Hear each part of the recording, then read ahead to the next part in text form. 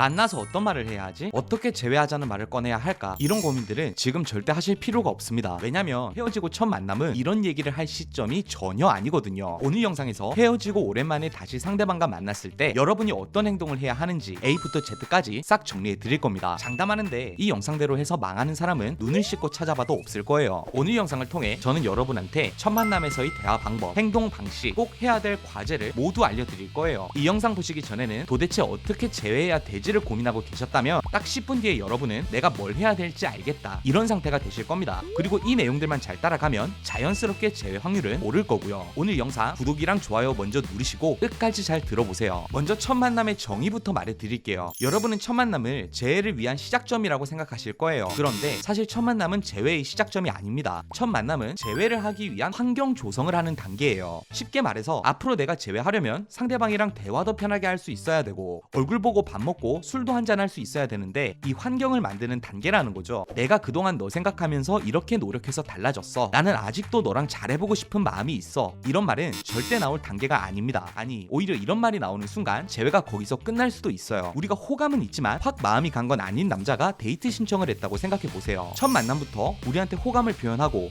당장 사귈지 말지를 결정짓자는 식으로 얘기하면 어떨까요? 남자가 진짜 존잘해, 머리 좋고 탐나는 남자라면 일단 만나보자 라고 생각할 수도 있지만, 애매한 호감 상태일 때는 부담스럽게 느껴질 겁니다. 그리고 우리한텐 이 순간 관계를 결정지을 선택권이 생깁니다. 이게 좋은 게 아니라 겨우 한 번 보고 이 남자와의 관계를 결정지어야 하는 상황에 처하는 거예요. 남자 입장에선 이 상황은 정말 손해예요. 천천히 여러 번 만나면서 자기 매력을 보여주면 달라질 수 있는 건데, 너무 성급하게 그 자리에서 결정하자, 이런 식이니까 자신을 다 보여주기도 전에 내가 자기를 판단하게 만드는 거죠. 그나마 이런 썸 같은 경우는 관계 초반에 서로에 대한 기대감이 있으니까 성공 확률이라도 있어요. 그런데 재회는 어떨까요? 상대방이 정말 나를 그리워하거나 자신이 선택한 이별을 후회하는 상태가 아닌 이상 웬만해선 재회를 선택하기 어렵습니다. 첫 만남은 다음 재회 과정 진행을 위한 중간 단계, 이렇게 생각하셔야 돼요. 그럼 첫 만남에서는 대체 뭘 해야 해요? 다른 건 몰라도 세 가지를 꼭 해야 돼요. 첫 번째, 상대방이 나와의 시간이 불편하지 않다는 걸 실감시켜야 해요. 헤어지고 다시 만나는 시간은 서로 대놓고 말은 안 해도 불편함이 느껴지는 시간이에요. 그래서 첫 만남이 불편했다면 그 이후의 만남은 기대하기가 어렵습니다. 반드시 만났는데 그렇게 불편하지 않네? 이런 느낌을 상대방이 받게 만들어야 해요. 무겁고 진지한 분위기보단 가볍고 즐거운 분위기가 되어야 하는 거죠. 두 번째, 상대방이 내 변화에 호기심을 가지게 만들어야 해요. 오랜만에 상대방을 보면 그동안 내 변화를 상대방에게 알리고 싶을 거예요. 그런데 이런 변화는 한순간에 다 보여주는 게 아닙니다. 상대방 감정 상태에 맞춰서 조금씩 시기적절하게 나눠서 변화를 보여줘야 하는 거지, 첫 만남부터 내 패를 모두 까고 나면 그 다음 만남부터는 보여줄 게 없어집니다. 삼성이나 애플에서 핸드폰 세 기종이 나오면 처음부터 모든 걸 다 공개하는 게 아니라 찔끔찔끔 정보를 흘리잖아요. 그것 때문에 사람들이 몇 달이고 기대하고 기다리게 되는 거고요. 첫 만남에선 내 구체적인 변화를 말로 설명하고 증명하는 게 아니라 내가 변화가 있다는 사실을 상대방이 눈치채게 만들어서 호기심을 자극하는 정도면 충분해요. 예를 들면 내가 자기 관리를 못해서 상대방이 실망하고 헤어졌다면, 내가 그동안 열심히 운동해서 배에 식스팩도 생기고 근육량도 5kg나 늘었어, 이렇게 말하는 게 아니라 나 요즘 식단 챙기느라 요리 자주 한다, 이렇게 예전의 나라면 절대 하지 않았을 활동들만 말해주는 거예요. 첫 만남부터 모든 걸 시시콜콜 다 얘기하는 게 아니라 상대방이 호기심을 가지고 환상을 가질 정도만 해주는 게 더 효과적이라는 거죠. 세 번째로, 다음 만남에 대한 암시를 해주세요. 이게 왜 중요하냐면, 사람 마음이 막상 만났을 땐 나쁘지 않았는데 헤어지고 집에 가서 한숨 자고 나니까 달라지는 경우 정말 많잖아요. 재밌고 즐겁긴 했는데